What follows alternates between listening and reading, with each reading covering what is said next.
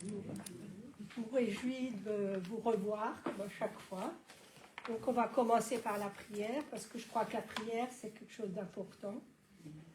Seigneur, merci pour cette matinée de grâce que nous avons, ce privilège qu'on puisse se réunir ensemble ici, Seigneur, pour écouter encore ta parole. Seigneur, je veux te bénir et te louer, parce que ce matin, tu donnes un esprit de révélation à ton peuple. Seigneur, que je puisse annoncer la parole avec assurance et qu'elle puisse pénétrer dans les cœurs, Seigneur, et que nous puissions vraiment la vivre. Au nom de Jésus, Amen. Avant, Paul il a dit, l'esprit qui ressuscite à Christ vit en nous. Est-ce que vous croyez à cette parole, que l'esprit qui ressuscite à Christ, quand on médite là-dessus, c'est vraiment très puissant et on se rend compte que Dieu ne nous a pas donné un esprit de timidité, mais de force, d'amour et de sagesse. On ne va pas retenir timidité, mais on va retenir force, amour et sagesse. Comme je vous l'ai déjà dit souvent, mais je le répète pour les gens qui n'ont pas encore entendu. Je travaillais dans un magasin et au début, j'avais 20 ans à peu près. J'étais à l'accueil et on devait me faire des appels. Je devais faire des appels et vous savez, quand je devais faire ces appels, parler dans un micro, moi j'étais tétanisée, j'avais même mes genoux qui claquaient. Hein. Et quand je suis devenue chrétienne, le Seigneur petit à petit m'a délivrée de cet esprit de timidité parce que j'ai médité sur cette parole qui dit « Ce n'est pas un esprit de timidité, mais de force, d'amour et de sagesse que Dieu nous a donné. » Et donc, pour ceux qui sont timides et qui n'osent pas s'exprimer, faites appel au Seigneur et soyez conscients de cette parole. Alors, le titre de mon message, c'est « Vivre dans la volonté de Dieu ». Bon, il y a beaucoup à dire. Et je voulais vraiment aussi, si on est là ce matin, c'est aussi pour qu'on apprenne à marcher dans la volonté de Dieu, bien sûr, mais qu'on soit conscient aussi qu'on marche en nouveauté de vie et que ça ne ressemble pas à notre passé, que notre passé de pécheur, on doit le laisser derrière et qu'on doit commencer à marcher en nouveauté de vie. Donc j'aimerais prendre avec vous Éphésiens 1, du verset 15 à 18.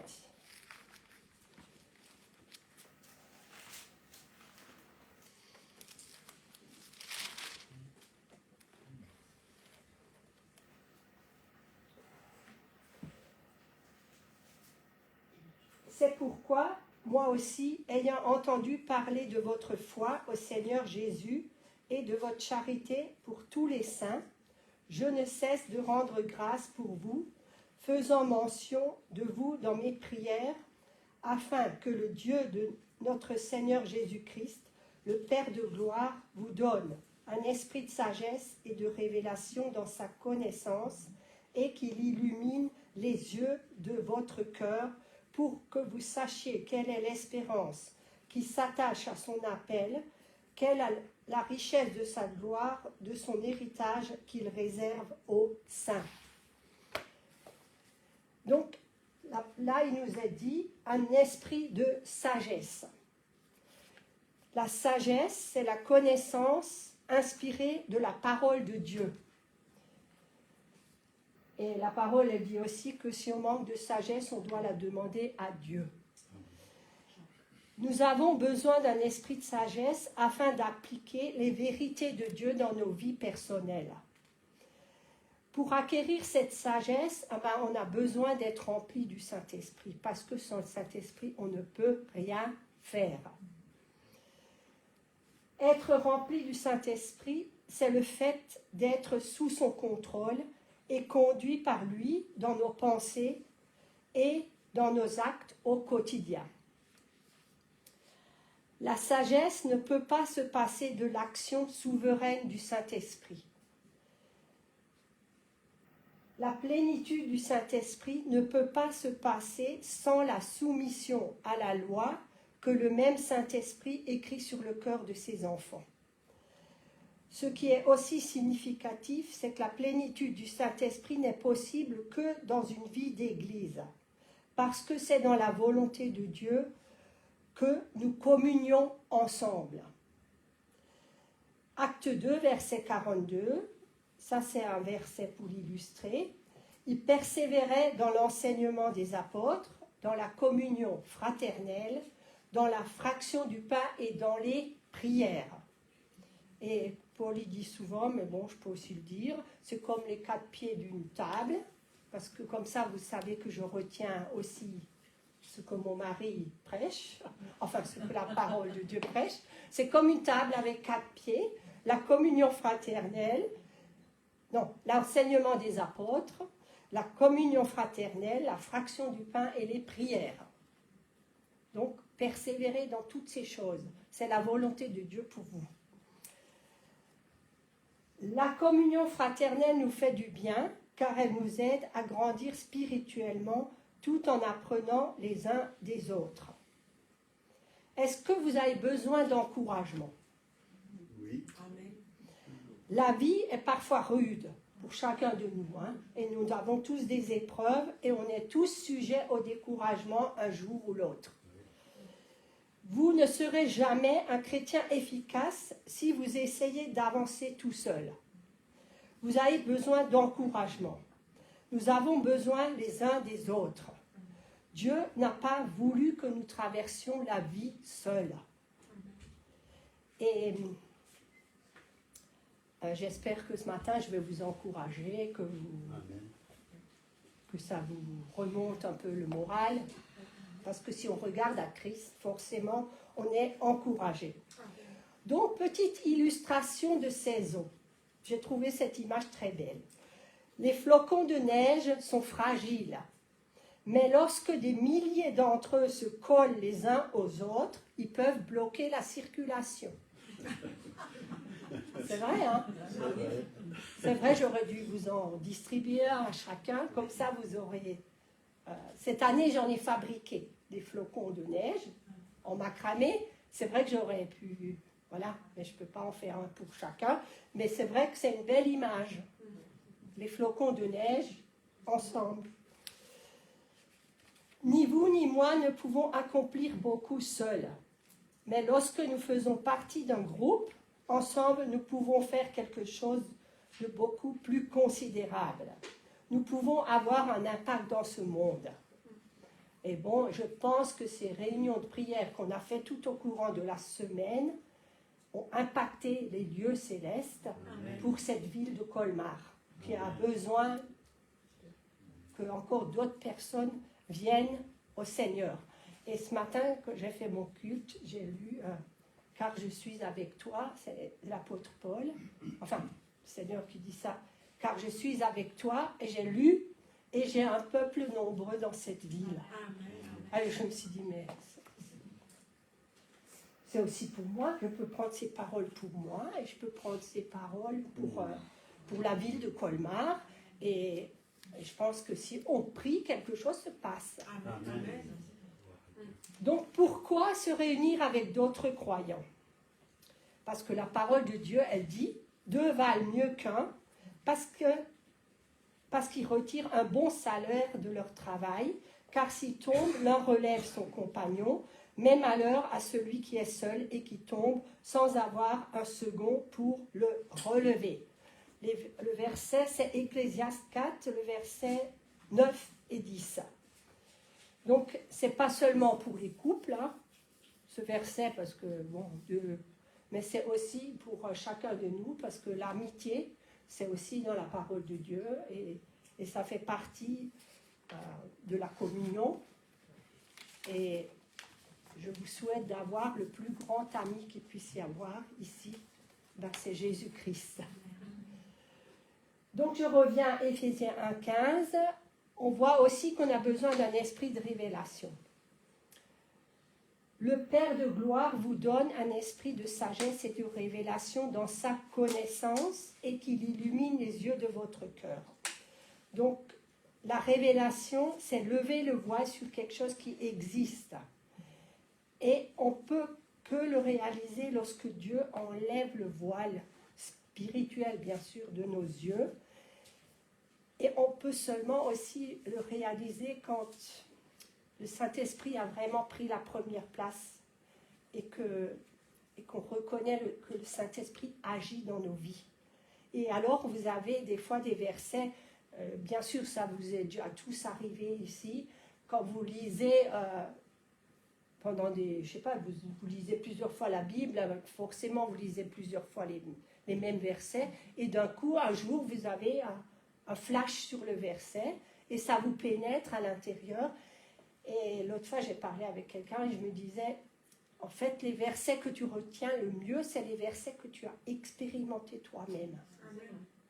Et c'est comme ça que tu les retiens. Et dans le livre des psaumes, nous pouvons lire que la révélation provient de la parole de Dieu. Et sans la parole, il n'y a donc pas de révélation. L'autre information qui nous est communiquée, c'est qu'elle nous donne une intelligence supérieure, surnaturelle, le type d'intelligence que nous ne pouvons avoir par nous-mêmes, ni par nos diplômes universitaires, aussi prestigieux soient-ils. Parce que vous recevez l'intelligence de Dieu, et ça, c'est la meilleure. Proverbe 29, verset 18, nous dit « Quand il n'y a pas de révélation, le peuple est sans frein.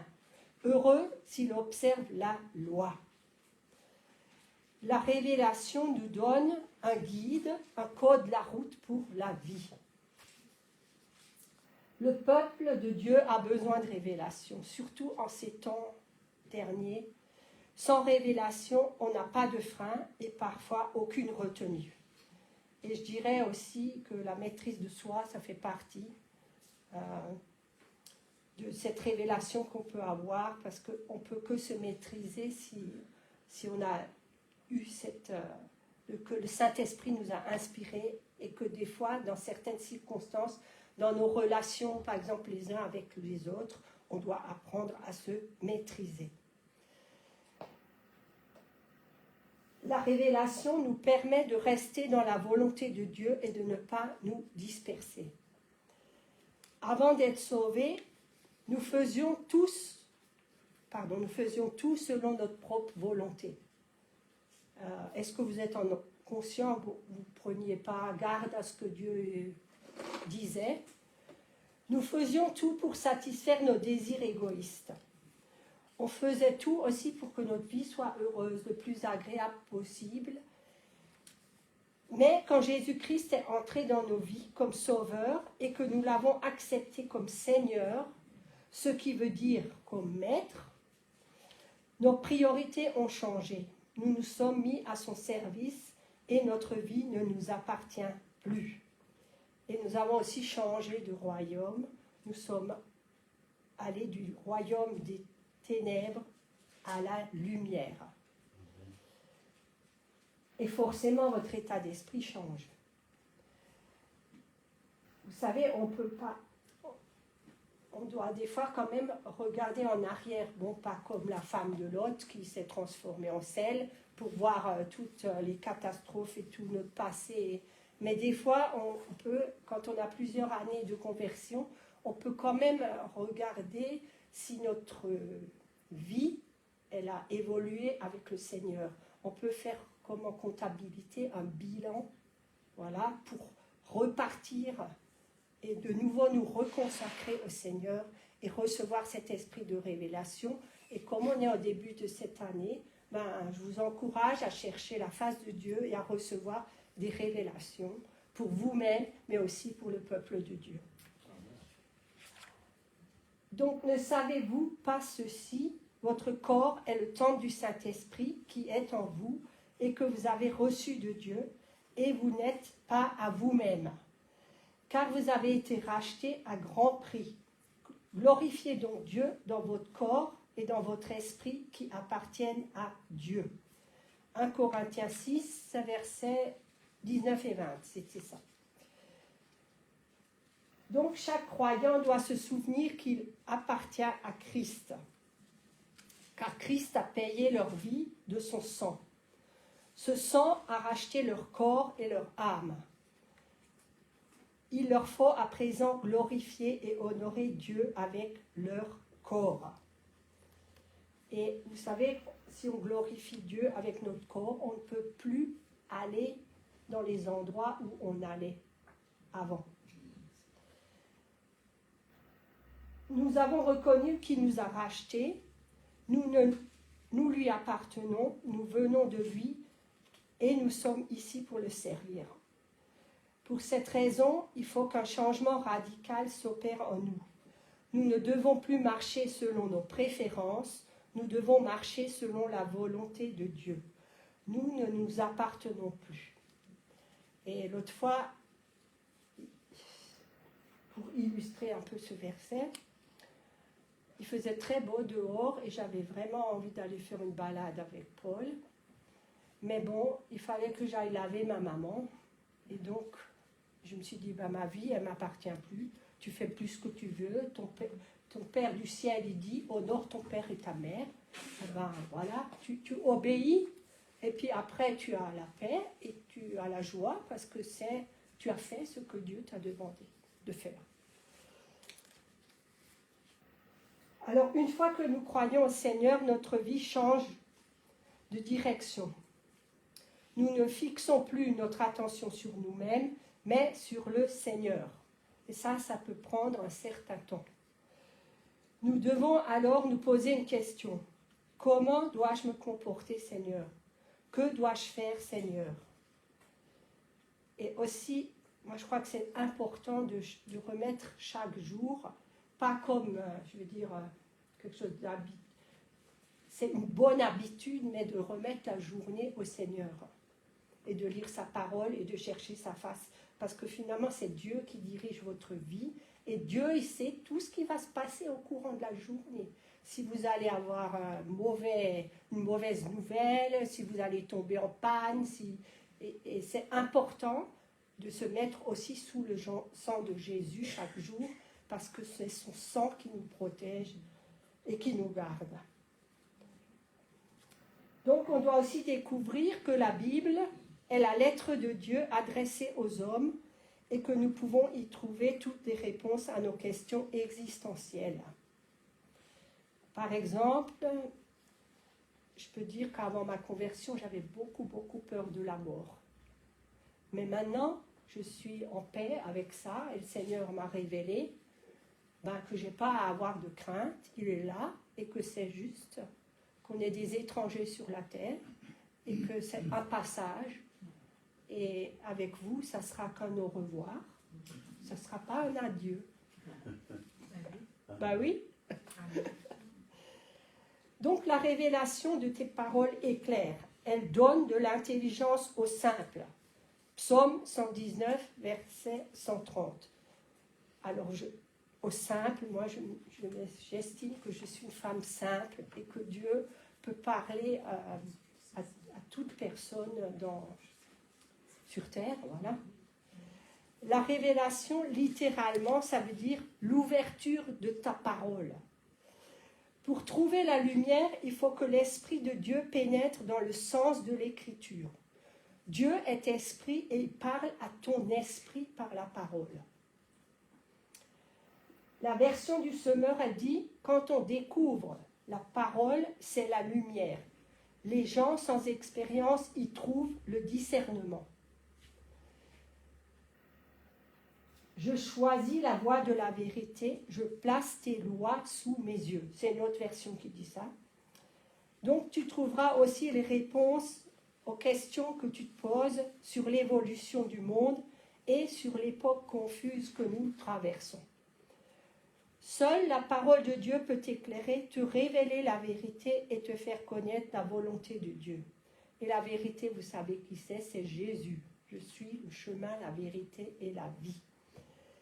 Si tu veux que la parole de Dieu éclaire ton âme, demande au Saint-Esprit d'ouvrir ton cœur et tu puiseras dans la Bible toute la nourriture dont tu as besoin pour vivre.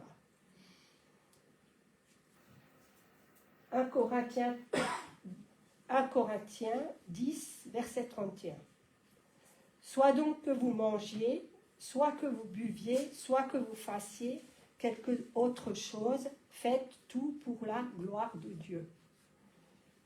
Et dans votre travail, même des fois si votre travail, c'est pas le summum, je veux dire, et vous savez, moi je m'occupais du rayon des chaussures et un jour j'avais médité sur ce verset et j'avais dit, faites tout pour la gloire de Dieu. Et je dis, c'est rien de très valorisant de ranger des chaussures, voilà. Mais après, avec ça, ce verset m'est revenu et le Seigneur m'a dit, fais tout pour la gloire de mon nom. Et après, j'étais bien contente. Il y en a qui n'ont pas de travail. Il faut remercier le Seigneur pour toutes choses aussi. Et ça m'a réjoui le cœur parce que j'ai fait tout pour la gloire de Dieu. Et même si des fois on fait des choses répétitives, nous les femmes, il faut toujours cuisiner. Enfin, nous les femmes, il y a aussi des hommes. Mais je veux dire, on est toujours obligé de cuisiner, on est toujours obligé de faire la vaisselle pendant toute notre vie. Mais faites tout pour la gloire de Dieu. L'amour passe aussi par l'estomac.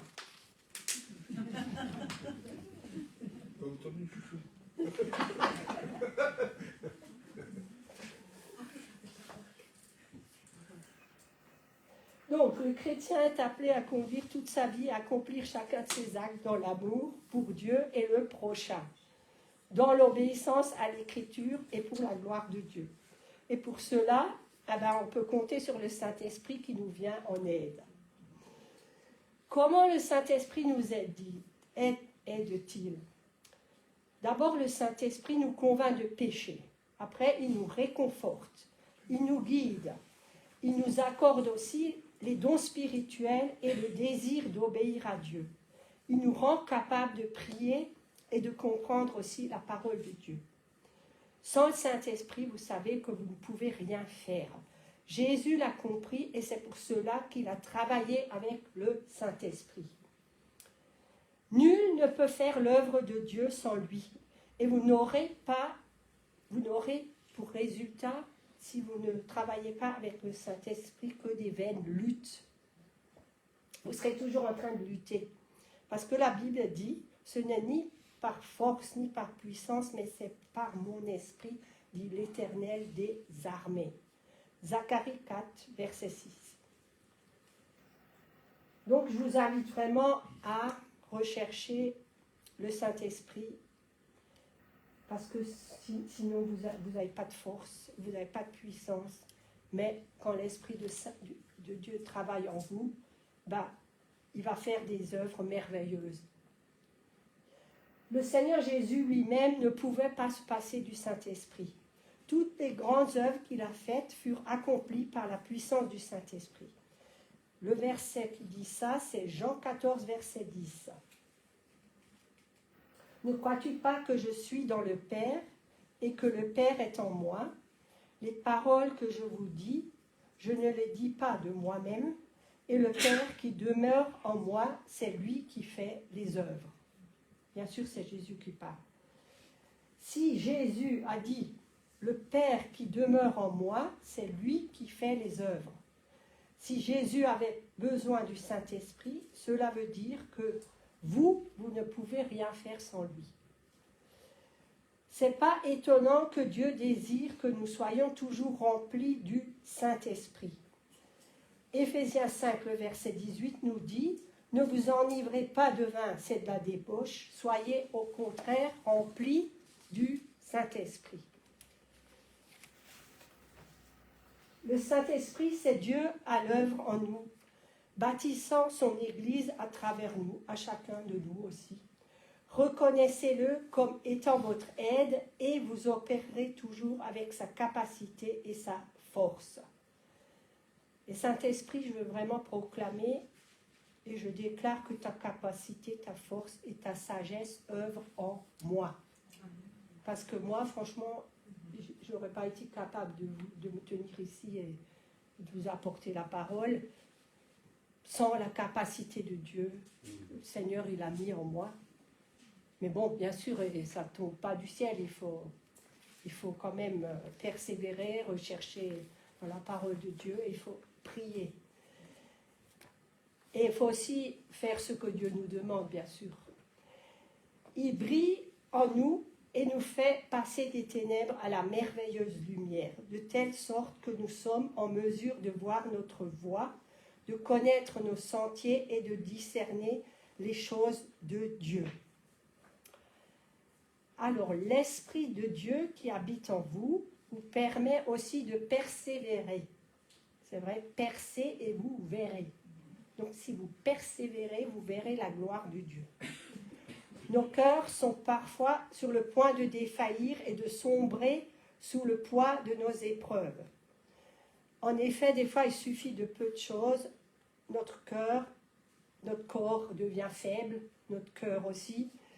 Et tout ce qui est en nous sont bien vite sur le point de nous faire défaut. Et l'Esprit nous vient en aide et porte cette faiblesse qui menace de nous faire tomber.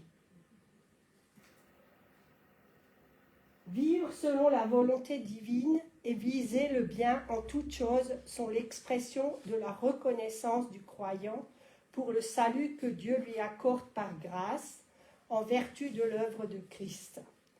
Et l'obéissance à Dieu, ça découle aussi de votre confiance en lui. Et cette année, moi personnellement, j'ai reçu le mot confiance.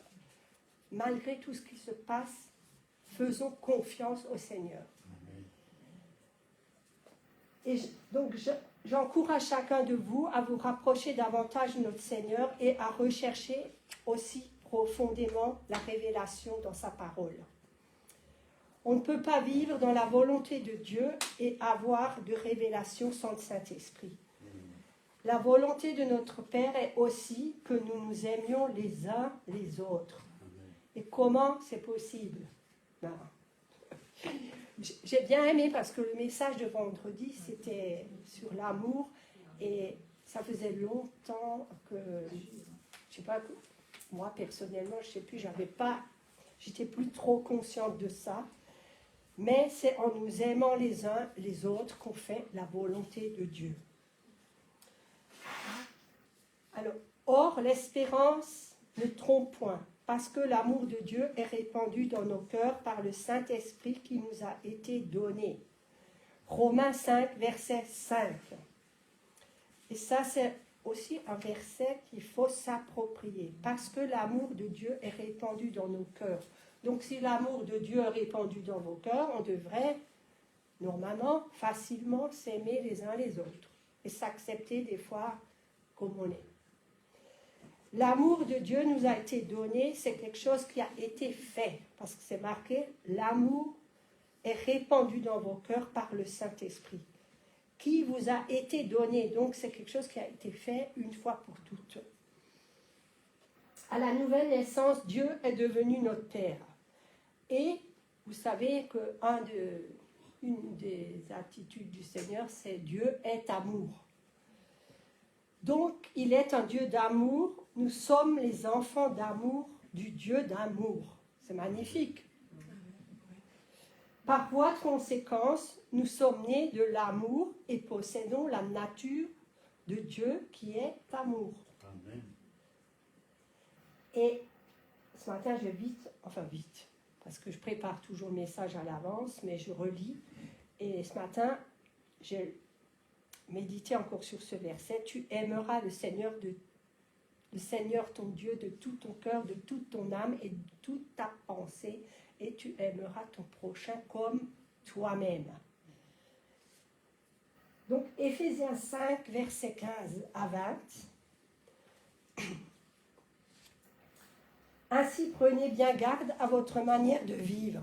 Ne vous conduisez pas comme des ignorants, mais comme des sages. Faites un bon usage de toute occasion qui se présente à vous, car les jours que nous vivons sont mauvais. Ne soyez donc pas déraisonnables, mais efforcez-vous de comprendre ce que le Seigneur attend de vous. C'est pourquoi ne soyez pas sans intelligence, mais comprenez quelle est la volonté du Seigneur. Ne vous enivrez pas de vin, c'est de la débauche, mais soyez remplis de l'esprit. Entretenez-vous par des psaumes, des hymnes et des cantiques spirituels, chantez et célébrez le Seigneur de tout votre cœur. Rendez toujours grâce pour tout à Dieu, le Père, au nom de notre Seigneur Jésus-Christ. Donc ça, c'était Éphésiens 5, versets 15 à 20. Et ça, c'est peut-être un peu spécifique ce que je vais vous partager par rapport à notre assemblée. Entretenez-vous par des psaumes, des hymnes.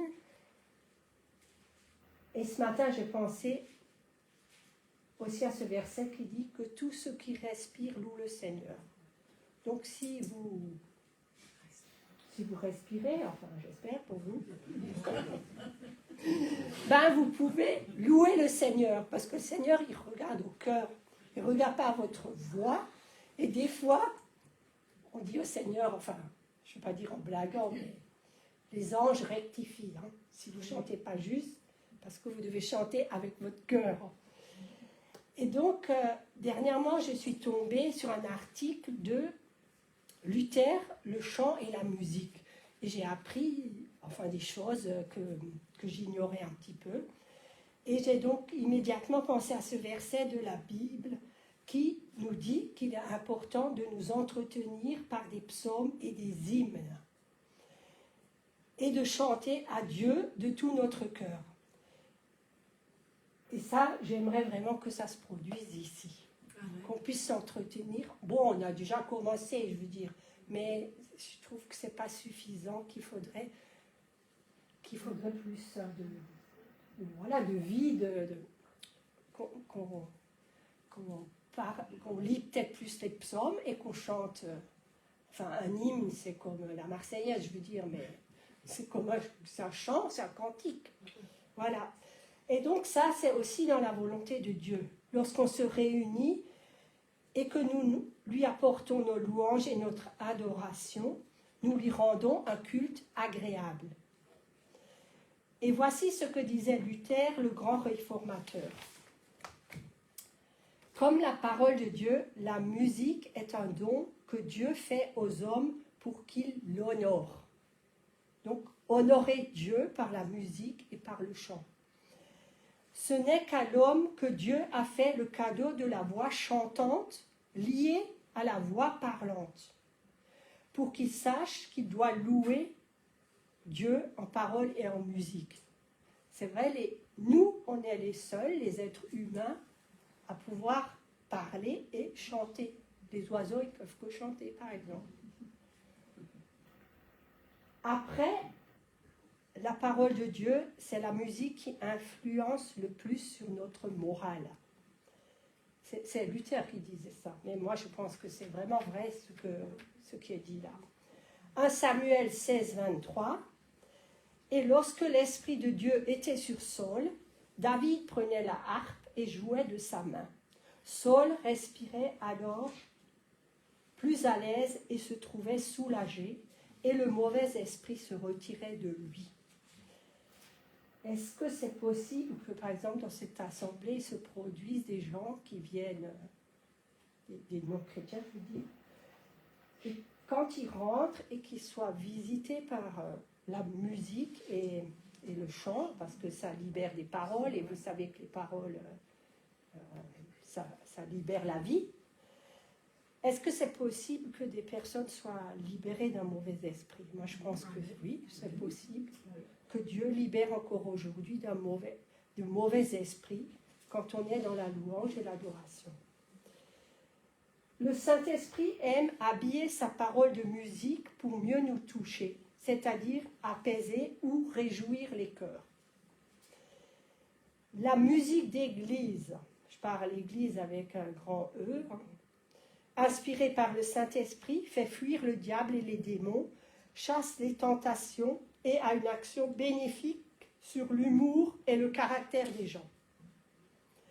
Luther cherche à pourvoir l'Église de chants bibliques compréhensifs pour l'édification des chrétiens. Donc ça, je n'ai pas remarqué. Je n'ai pas marqué la date, mais je crois que c'est 1700 ou 1800. Donc, et j'ai découvert qu'en fait, Luther, il a mis beaucoup de psaumes en chant, une quarantaine, donc en allemand, pour le peuple, c'est-à-dire des cantiques spirituels pour que la parole de Dieu demeure parmi eux, y compris par le chant. Parce qu'il y avait aussi beaucoup de personnes qui ne savaient pas lire, et le chant, il véhicule quelque chose. Ésaïe 55, verset 11. Il en va de même pour ma parole, celle qui sort de ma bouche. Elle ne revient pas à moi sans effet, sans avoir fait ce que je désire et rempli la mission que je lui ai confiée. Donc si on chante la parole de Dieu, elle ne revient pas aussi sans avoir fait son effet. Colossiens 3, 16. Ça rejoint donc Éphésiens 5, 15. Et je pense que si c'est répété dans la parole de Dieu, ben, je pense que c'est important, parce que nous sommes ses enfants, et des fois on a besoin qu'on nous répète les choses. Donc c'est Colossiens 3,16, que la parole de Christ habite parmi vous abondamment, instruisez-vous et exhortez-vous les uns et les autres en toute sagesse, par des psaumes, par des hymnes, par des cantiques spirituels, chantant à Dieu dans vos cœurs sous l'inspiration de la grâce. Et aussi ce que j'ai découvert, je vais faire une petite interrogation, mais les deux personnes qui savent, avec qui j'ai partagé, ne doivent rien dire. Est-ce que Jésus chantait?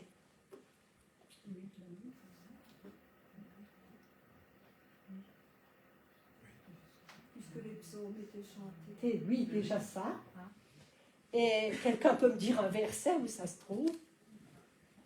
Mais c'est pour moi, c'était comme une révélation que j'ai eue. Personne ne sait. Donc, je vais vous révéler ça. Je vais enlever le voile. Alors, ce que j'ai découvert, c'est que Jésus chantait. Donc, personnellement, si vous n'avez jamais prêté attention, c'est donc important de méditer la parole. Vous voyez des fois comment on lit la parole. Donc, Jésus, c'est d'abord notre salut, mais il est aussi notre exemple. Et notre Sauveur a lui-même obéi au commandement de chanter. L'un des versets qui en parle se trouve juste après le récit du dernier repas que Jésus a partagé avec ses disciples avant de mourir pour nous. C'est dans Matthieu 26, le verset 30. Jésus leur a dit de boire de la coupe en signe de son sang, versé pour le pardon des péchés. Mais Matthieu ajoute, après avoir chanté les cantiques. Donc ils étaient 13. Ils se rendirent à la campagne, à la montagne des Oliviers. Hébreux 13, verset 5. Donc, par lui, offrons sans cesse à Dieu un sacrifice de louange, c'est-à-dire le fruit de lèvres qui confesse son nom. Louer Dieu dans nos circonstances difficiles nous décentre de nos problèmes et nous recentre sur la gloire, sur notre identité en Christ et l'héritage que nous avons en lui et avec lui. En tant que chrétiens nés de nouveau, nous devrions désirer louer, adorer Dieu avec notre cœur, en esprit et en vérité quotidiennement. Et ça devrait être, je veux dire, automatique. Avec le nombre d'années de conversion, ça devrait devenir automatique de prier en langue tous les jours le Seigneur. Et donc, comme nous le savons, la musique, elle a deux sources. La première, c'est celle qui vient du cœur de Dieu. C'est le Saint-Esprit qui, guidant des hommes et des femmes, les inspire pour qu'ils composent des mélodies et écrivent des chants. C'est d'ailleurs souvent le résultat d'une expérience personnelle du chanteur ou du musicien qui a vu Dieu à l'œuvre dans sa vie. Beaucoup de chants célèbres le prouvent. C'est Dieu qui crée cette musique dans le cœur de l'homme pour qu'il le loue, l'adore et lui donne toute la gloire, l'honneur et la puissance. Quand l'onction de Dieu est là, cela fait fondre nos cœurs et nous attire dans sa présence. Et Cela n'a rien à voir avec la deuxième source de la musique, qui est l'esprit régnant dans le monde où le rythme et la danse sont clairement charnels. Bon, je ne vais pas vous faire il y a de quoi développer. D'ailleurs, j'en ai enlevé une partie, parce que sinon ça sera trop long. Mais j'ai aussi pensé, le Seigneur nous demande de chanter un chant nouveau. Et qu'est-ce que c'est un chant nouveau? Psaume 96, verset 1, « Chantez au Seigneur un chant nouveau ». Déjà, le chant nouveau, c'est une expression de joie et de louange à Dieu pour tout ce qu'il a fait. C'est une invitation à exprimer la louange et l'adoration à Dieu dans une manière fraîche, innovante et créatrice. À s'exprimer, le chant nouveau, c'est aussi s'exprimer dans l'adoration remplie du Saint-Esprit. Chanter en langue, c'est aussi chanter en esprit. Et ça, vous êtes sûr que si vous chantez en langue, vous ne vous trompez pas. Parce que c'est l'Esprit de Dieu qui vous met les paroles, voilà, sur votre bouche. Et vous êtes sûr que vous ne vous trompez pas et que vous offrez un chant nouveau au Seigneur. Amen.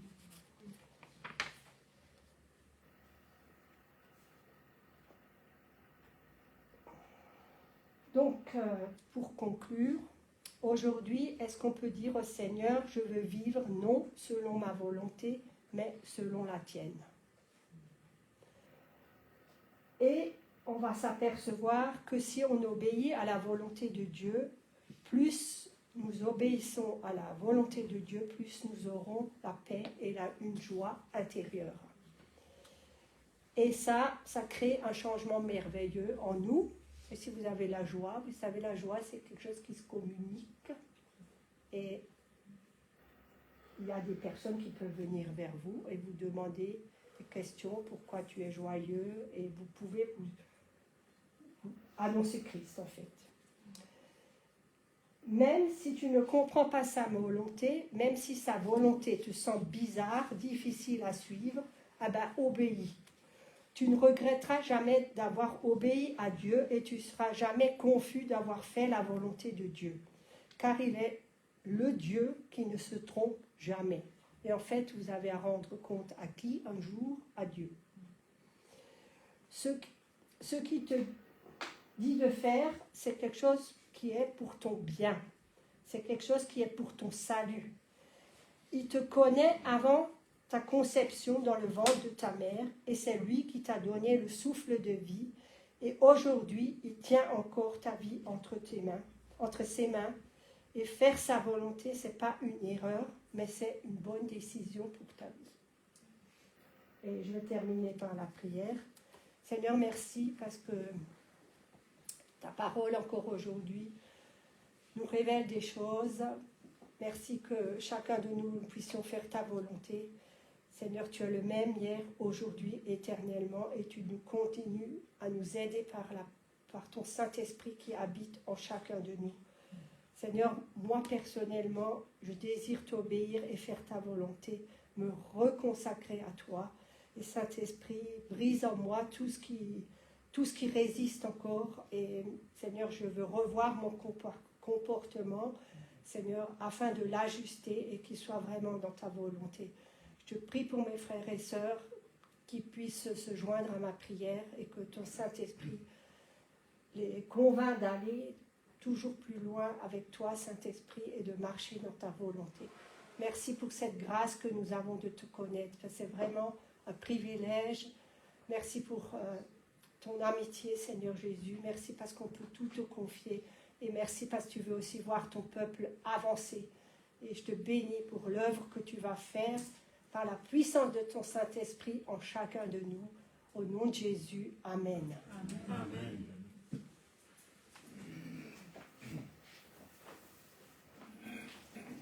Amen. Gloire à Dieu.